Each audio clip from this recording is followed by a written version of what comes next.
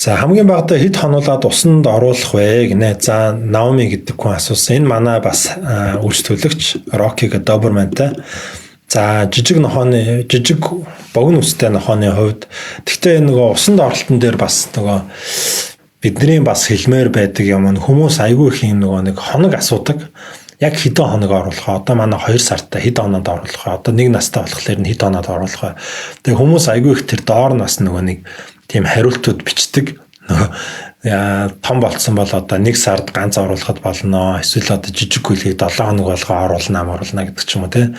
Тэгээд бүх юм чи өөрсдөө нөгөө тэр нохооны амьдарч байгаа орчинтой шууд холбоотой штэ. Тэгээд тухайн үйлдвэрүүд нь байна, насных нь онцлог байна, амьдарч байгаа орчных нь одоо ялгаатай юмнууд нь байна тий. Тэгэхээр энэнд бол ямар ч тоо байхгүй. 1 сар байна уу, 2 сар байна уу, 3 сар байна уу, 7 хоног байна уу? Нохоог усанд оруулахад бол тогтсон хоног гэж юусоо байхгүй.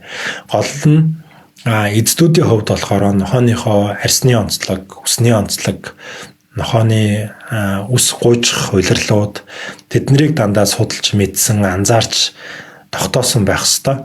Тэгээ ялангуяа гөлгөний хувьд бол би бол бохирдохоор нь оруулаарай л гэж хэлдэг. Өнөөдөр усанд оруулаад маргааш шавхаан дээр нөгөө өнгөрөөд бохирдчихдаг зөндөл гөлөг байгаа шүү дээ. Бид нар тэгээ 7 хоног болоог юм чинь ингээд шавхаатай гөлөг 6 хоног явуулна гэж угаасаа байхгүй. Том нохоонуудыг бол аль болох усанд оруулах хугацааг нь хол байлгахыг хичээдэг.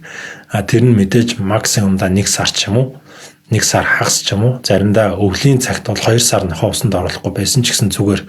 Гэхдээ усанд оруулахгүй байна гэдэг маань нохооныхоо арьс усанд ерөөсөө 2 сарын турш хүрэхгүй гэсэн үг ерөөсөө биш.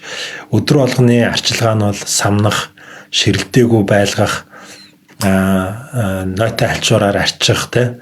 Эсвэл одоо энэ нөгөө Doberman-ийн хувьд бол одоо нөгөө нэг юу гутал тосолдог нөгөө хатуу сойтог байдаг шүү дээ. Сойтгоор арчих, машин арчдаг нөгөө илгэн альчуур байдаг. Тэрүүгээр өглөөдөө нэг жигтэй арчих гэдэг ч юм. Өдөр болгоны арчилгааг бол заавал хийж явах хэрэгтэй.